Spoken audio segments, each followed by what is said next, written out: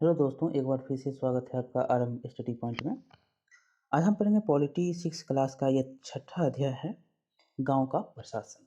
हम इससे पहले भी गांव के बारे में पढ़े हैं, ग्राम पंचायत, जिला परिषद और जिला समिति के बारे में, पंचायत समिति के बारे में। तो उसके बाद हम इसके बारे में पढ़ेंगे। तो चलिए शुरू करते हैं। बहुत ही इंपॉर्टेंट यह सीरीज चल रहा है।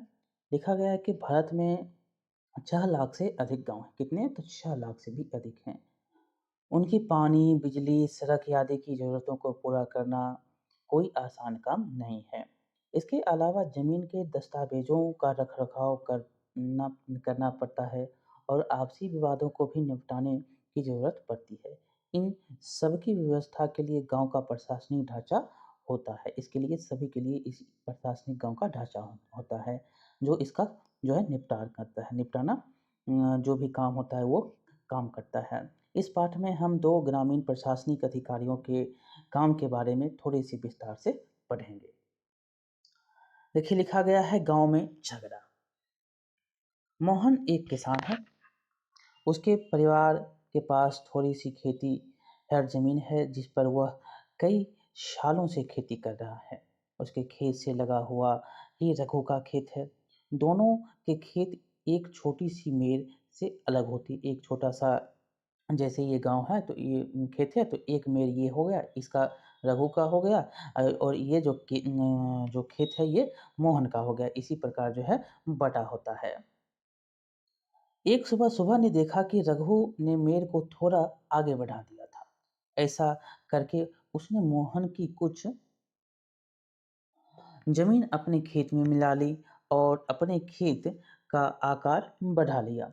मोहन को बहुत गुस्सा आया, मगर वह थोड़ा डरा हुआ भी था। रघु के परिवार के पास बहुत जमीन थी और इसके अलावा उसके ताऊ गांव के सरपंच थे। फिर भी मोहन ने हिम्मत जुटाई और रघु के घर पहुंच गया। दोनों के बीच कहा-सुनी हुई। रघु ने तो मानने से इनकार कर दिया कि उसने मेड़ को आगे बढ़ाया था। थोड़ी ही देर में झगड़ा शुरू हो गया। रघु ने अपने एक मजदूर को बुला लिया। दोनों मिलकर मोहन पर चिल्ला रहे थे। फिर उन्होंने मोहन को मारना शुरू कर दिया। हो हल्ला सुनकर पड़ोसी बाहर आ गए। उन्होंने देखा कि मोहन की पिटाई हो रही है। ये सब जो है गांव में अक्सर होता रहता है। बीच बचाव करके उन्होंने मोहन को बचाया। मोहन को सिर पर और हाथ में बहुत चोट आई थी। एक पड़ोसी ने उसकी मरहम पट्टी की। मोहन के एक दोस्त ने, जो गांव के डाकघर में काम करता था, सुझाव दिया कि उन्हें स्थानीय पुलिस थाने जाकर रपट लिखवाने चाहिए, जबकि कुछ लोग उसके खिलाफ थे। जो हैं कुछ लोग, एक दोस्त कह रहा है कि स्थानीय पुलिस में जाकर रिपोर्ट लिखाइए, और कुछ उसके विरोध भी कर रहे थे। उनको लग रहा था कि बहुत सारा पैसा बर्बाद हो जाएगा और नतीजा कुछ भी नहीं निकलेगा। कुछ लोगों ने कहा कि रघु के पास जो है, रघु के परिवार वाले तो पहले ही पुलिस थाने पहुंच चुके होंगे। काफ़ी विचार विमर्श के बाद अंततः यह तय हुआ कि जिन पड़ोसियों की आंखें के सामने यह दुर्घटना हुई थी, मोहन उनको लेकर पुलिस थाने जाएगा। देखिए, पुलिस थाने का क्षेत्र अब है। थाने के रास्ते में एक पड़ोसी ने पूछा, क्यों ना हम थोड़ा और पैसा खर्च करके शहर के बड़े थाने चले। मोहन ने समझाया कि बात पैसे की नहीं है।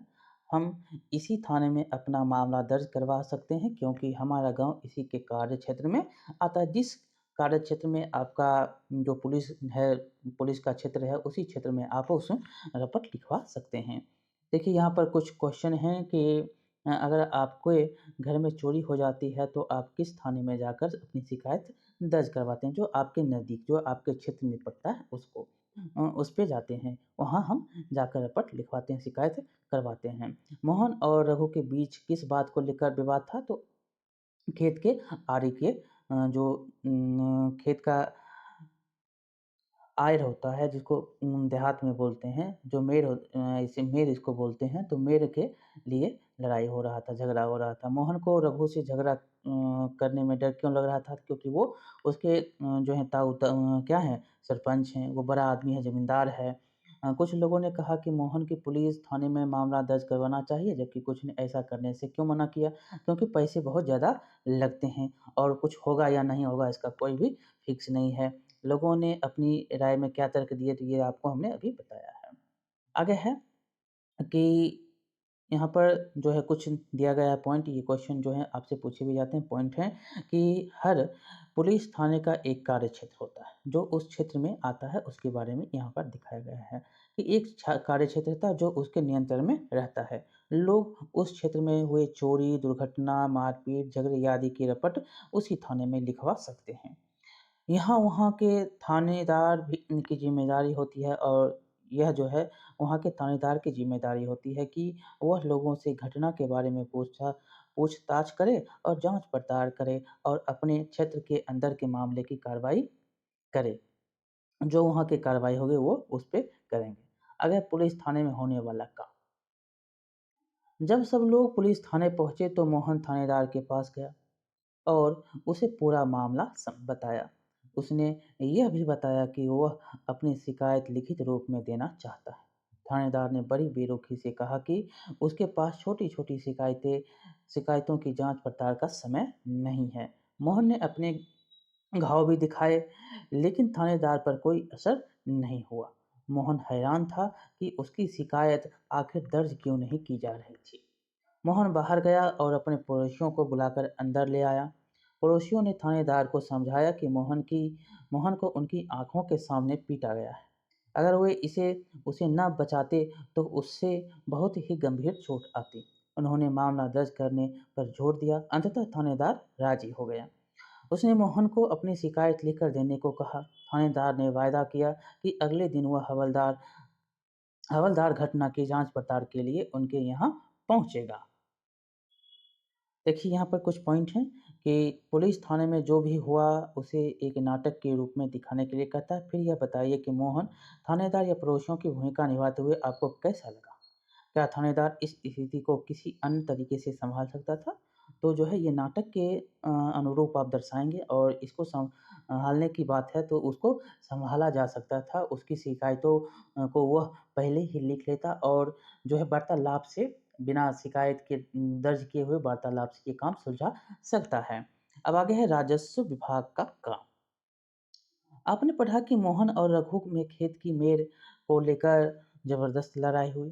क्या ऐसा कोई तरीका नहीं था जिससे वह अपना मामला शांतिपूर्वक सुलझा लेते? क्या कोई ऐसे अभिलेख यानी रिकॉर्ड होते हैं जिनसे यह पता चल जाए कि गांव में जो है किसके पास कौन सी जमीन है? चलिए पता करते हैं यह कैसे किया जाता है। जो गाँव में किसके कितने पास ज़मीन है, ये लेखपाल जो हैं, पटवारी जो हैं, ये काम उसके रिकॉर्ड में होता है। अब आगे है कि ज़मीन को नापना और उसकी रिकॉर्ड रखना पटवारी का मुख्य काम होता है, याद रखेंगे। जो पटवारी होता है उसका काम होता है ज़मीन का नाप करेंगे और उसका रिकॉर्ड रखेंगे। अलग-अलग राज्यों में इसको अलग-अलग नाम से भी जाना जाता है। कहीं पटवारी, कहीं लेखपाल, कहीं कर्मचारी, कहीं ग्रामीण अधिकारी, तो कहीं कानून को कहते हैं। ये याद रखेंगे, यहाँ से क्वेश्चन पूछे गए हैं, पूछे जाने की संभावनाएँ भी हैं। यहाँ से बहुत बार क्वेश्चन पूछा भी गया है। तो कहीं पर जो है ज़मीन जो नापता है, जो रिकॉर्ड रखता है उसको कर्मचारी भी बोलते हैं, पटवारी भी बोलते हैं, और इसको जो है कहीं लेखपाल भी बोलते हैं, और कहीं इसको जो है कानूनगो भी कहा जाता है। हम यहाँ ज़मीन का लेखा-जोखा रखने वाले कर्मचारी के लिए पटवारी शब्द का इस्तेमाल कर रहे हैं। जो कर्मचारी के लिए आप उपयोग कर रहे हैं शब्द, उसका जो है जो लेखा-जोखा कर रहा है उसका क्या नाम यहाँ पर दिया गया है? तो पटवारी, ठीक? प्रत्येक पटवारी कुछ गाँव के लिए ज़िम्मेदार होता है।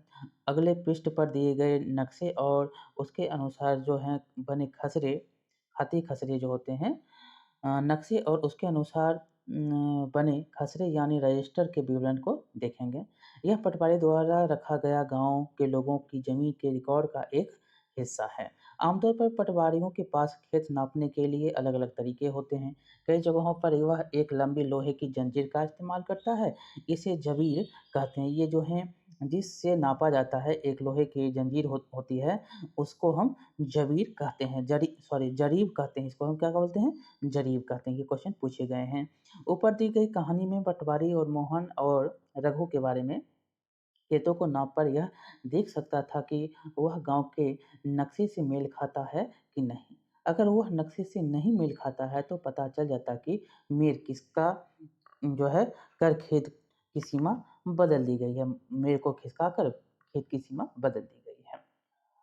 पटवारी किसानों से भूमि पर भी इकट्ठा जो है पटवारी किसानों से भूमि पर कर भी इकट्ठा करता है। कर उससे लेता है, भूमि का कर जो कौन लेता है? पटवारी ही लेता है, और सरकार को अपने क्षेत्र में उगने वाली फसलों के बारे में जानकारी देता है।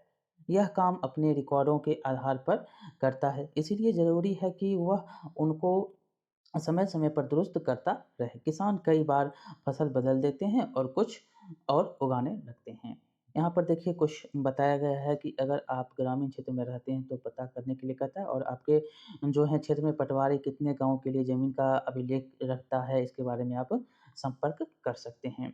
ये देखिए क्षेत्र है जिसको आप यहाँ पर बताया गया है कि खसला खसरा कहलाने वाले इस रिकॉर्ड में पटवारी ने नीचे दिए गए ज़मीन के नक्शे के मुताबिक सूचनाएं भरी हैं। इससे पता चलता है कि ज़मीन का कौन सा टुकड़ा किसके नाम है। इस रिकॉर्ड और नक्शे को देखिए और मोहन एवं रघु की ज़मीन के संबंधित सवाल के जवाब दीजिए। देखिए यहाँ पर खसरा 5 है, क्षेत्र हेक्टेयर में यहाँ पर दिया गया है और ज़मीन का मालिक और पिता का नाम दिया गया है। बट यदि बटाई पर है तो दूसरे किसान के नाम और बटाई का हिस्सा है, और इस साल में जोती गई जो है ज़मीन कितनी है, और प्रति ज़मीन कितनी है, और सुविधाएँ क्या हैं। तो देखिए हेक्टेयर पहला है, हेक्टेयर 2 है। ज़मीन का जो है यहाँ पर नाम दिया, सॉरी हेक्टेयर यहाँ पर है 0.75। ज़मीन का नाम है मोहन, और बल्द राजा राम इसके पिताजी का नाम है। गाँव है अमरपुरा। ज़मीन का नाम ज़मीन का मालिक है। ये जो है हिस्सेदार नहीं है। बोया हुआ है फसल सोयाबीन। पूरा में बोया गया है क्षेत्र में, ये बताया गया है। वहीं दूसरी तरफ आप तीसरी में देखेंगे 3 हेक्टेयर जो है रघु का है, और इसके पिताजी का नाम है रतनलाल, गाँव है वही, और यहाँ पर गेहूँ बोया गया है, और बोया हुआ टोटल जो है यहाँ पर 2.75 में गेहूँ बोया हुआ है, और 1.75 जो है वो क्या है, उसमें क्षेत्र जो है अन्य फसलें उगाई गई हैं, और प्रति ज़मीन 0.25 है, ठीक। और सुविधाएँ जो हैं कुआँ है और चालू, यहाँ पर कुआँ क्या है, एक कुआँ चालू है। और तीसरा है मध्य प्रदेश। अब आगे है छठा 6 हेक्टेयर मध्य प्रदेश सरकारी घास का मैदान है। ये सरकारी है और यहाँ पर कुछ भी नहीं बोया गया है। यहाँ पर जो है चारागाह है और एक कुआँ है। तो इस प्रकार ये रिकॉर्ड दिया गया है, और यहाँ पर क्वेश्चन भी पूछे गए हैं कि मोहन के खेत में दक्षिण में जो ज़मीन है वह किसकी है? दक्षिण में देखेंगे तो यहाँ पर मोहन के दक्षिण यहाँ पर दिखाया गया है, इससे हम देखेंगे दक्षिण किसका है। मोहन के दक्षिण 1 नंबर है, ये है दक्षिण, देखेंगे तो नीचे है। दक्षिण किसका है? रघु का है। रघु और मोहन के ज़मीन के बीच की सीमा के निशान यहाँ पर लगा सकते हैं, ये ज़मीन के बीच की सीमा के निशान है। खेत 3 में संख्या 3 का इस्तेमाल कर सकते हैं, ये क्या है? तो मध्य प्रदेश का ये बागान है। और खेत संख्या 2 और 3 से संबंधित क्या जो है क्या-क्या हमें जानकारी मिलती है, तो ये एक रोड है, यहाँ भी रोड है, देख सकते हैं। तो यहाँ बगल में फिर एक 4 नंबर का ज़मीन है, ये है। उत्तर दिखाया गया, यह पैमाने जो है पैमाने पर नहीं है, ये पैमाने पर नहीं है, ये देख सकते हैं। और यह सीमा है, ये सीमा है। दूसरा है चारागाह है, ये देख रहे हैं, ये चारागाह है। कच्ची सड़क है, जो है ये कच्ची सड़क है, कच्ची सड़क है। कुआँ है, ये कुआँ है। पक्की सड़क है, ये देख सकते हैं, पक्की भी सड़क है, पक्की सड़क है, ये पेड़ है। ये सब जो है नक्शे में दिखाए गए हैं। आगे है कि किसानों, कुछ पॉइंट यहाँ पर बताए गए हैं कि किसानों को अक्सर अपने खेत के नक्शे और रिकॉर्ड की ज़रूरत पड़ती है। इसके लिए उनको कुछ शुल्क देना पड़ता है। किसानों को इसकी नकल पाने का अधिकार है। हालांकि कई बार उनको ये रिकॉर्ड आसानी से नहीं मिलते हैं। लोगों को उनको हासिल करने में कई मुश्किलों का सामना करना पड़ता है। कई राज्यों में ये सारे रिकॉर्ड कंप्यूटर में डालकर पंचायत के दफ्तर में रख दिए गए हैं, ताकि वह आसानी से लोगों को उपलब्ध हो सके और नई सूचनाओं के अनुसार नियमित रूप से दुरुस्त हो सके। अब नई-नई व्यवस्थाएँ लाई जा रही हैं जो कि कंप्यूटरीकृत हो रही है। इससे ज़्यादा से ज़्यादा सुविधाएँ जो उपलब्ध कराकर किसानों को दिया जा सके, जो भी उनको ज़रूरती सामान हों। जो भी ज़रूरत के कागज़ात हों उनको पहुँचाया जा सके, उनको जो है सुविधाएँ दी जा सके। आपको क्या लगता है कि किसानों को इस रिकॉर्ड की ज़रूरत कब पड़ती है? नीचे दी गई स्थितियों को पढ़िए और इसके मामलों को पहचानिए जिसमें ज़मीन रिकॉर्ड अनिवार्य होते हैं, और इसके बारे में हम जो है यह भी बताइए कि वो किस लिए ज़रूरी हैं। देखिए एक किसान दूसरे किसान से ज़मीन खरीदना चाहता है तभी इसकी ज़रूरत होती है। एक किसान अपनी फसल दूसरों को बेचना चाहता है तो नहीं इसकी ज़रूरत होती है। एक किसान को अपनी ज़मीन में कुआँ खोदने के लिए बैंक से कर्ज़ लेना चाहिए तो इसके लिए ज़रूरत होती है। एक किसान अपने खेतों के लिए खाद खरीदना चाहता है तब पर भी इसकी ज़रूरत होती है। एक किसान अपनी ज़मीन जो है अपने बेटे और बेटियों को बाँटना चाहता है तब पर भी इसकी ज़रूरत होती है। अब आगे है या कोई भी कुआँ खोद लेता है तो यहाँ पर देख सकते हैं ना इसका इसका जो है इन सबका हिसाब रखना सरकार के राजस्व विभाग का काम होता है। ये सब ऊपर में दिए भी गए हैं और इसका काम होता है। इस वरिष्ठ विभाग जो है इस विभाग के वरिष्ठ लोग इस काम का निरीक्षण करते हैं। भारत में सभी राज्य जिलों में बटे हुए हैं। जानते हैं कि सभी राज्य जो हैं जिलों में बटे हुए हैं। ज़मीन से जुड़े मामलों की व्यवस्था के लिए इन जिलों को और भी छोटे खंडों में बाँट दिया जाता है। जिले के उपखंडों के कई नामों से जाना जाता है। जो है जिले के उपखंड होते हैं उसको कई नाम से जानते हैं जैसे कि तहसील हो गया, तालुका हो गया, तहसील और तालुका के नाम से जाना जाता है। क्वेश्चन पूछे गए हैं। सबसे ऊपर जिला अधिकारी होता है जो डीएम होता है आप जानते हैं और इसके नीचे तहसीलदार होते हैं। उन्हें विभिन्न मामलों को निपटाना होता है। वे पटवारी के काम का निरीक्षण करते हैं और यह सुनिश्चित करते हैं कि रिकॉर्ड सही ढंग से रखे जाए और राजस्व जो विभिन्न तरह के कर होते हैं इकट्ठा होता रहे। वह यह भी देखते हैं कि किसानों को अपने रिकॉर्ड की नकल आसानी से मिल जाए। किसके काम है तो ये जिलाधिकारी और तहसीलदार होते हैं उसके काम होते हैं। ठीक। वह विद्यार्थियों को ज़रूरत पड़ने पर जाति प्रमाण पत्र आदि भी जारी करते हैं। तहसीलदार जो होता है तहसीलदार के दफ्तर में ज़मीन से जुड़े विवाद के मामले सुने जाते हैं। तहसीलदार के जो दफ्तर होता है उसमें। अब है नया कानून। नया एक नया कानून हिंदू अधिनियम धारा 2005। ये क्वेश्चन पूछे गए हैं तो याद रखेंगे इसके बारे में।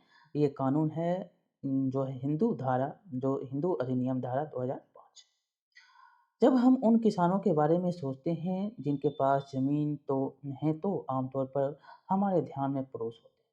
महिलाओं की हैसियत खेतों में काम में एक मददगार भर की मानी जाती है। उनके बारे में ज़मीन के मालिक के रूप में कभी नहीं सोचा जाता है।